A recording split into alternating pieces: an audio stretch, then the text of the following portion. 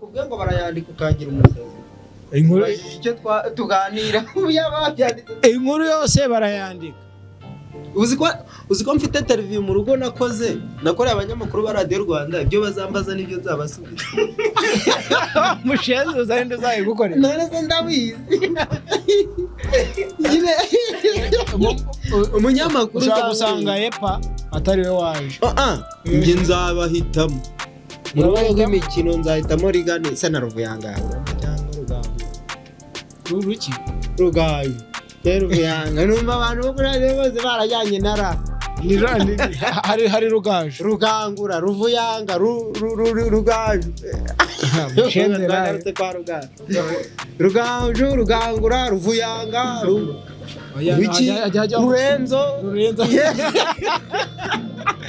Abanyamakuru ba Radio Rwanda bose bigire muri ra.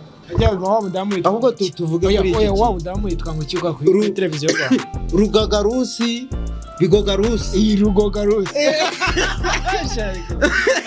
Nanuza na kakandi kagufi yakitwa ndera. Kagaka.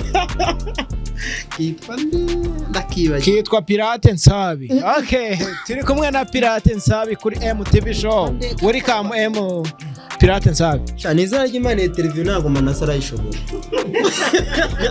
Mbanje kumufeka akika.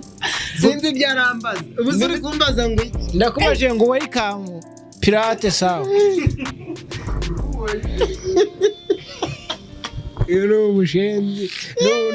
No amweka inda ngo yaho ningarandi y'ibiryo. Subiramo twumve. Icyo numvisemo kuba ndi pirate. Nsabi. Nyine Nsabi ni pirate.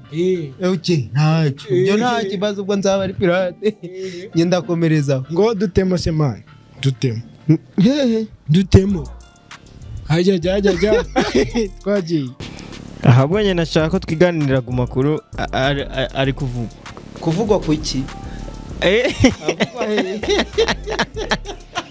Ku mbuga iwanyu.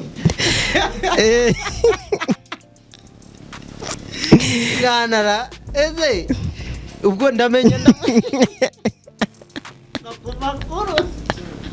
uzuranguresha televiziyo ariko umenye ko ndi icyamamare kigize icyamamare nge ntaho ngize wa mwana Rwanda ziko kugira ngo ni Nsabi. nyumvire uraje ugorane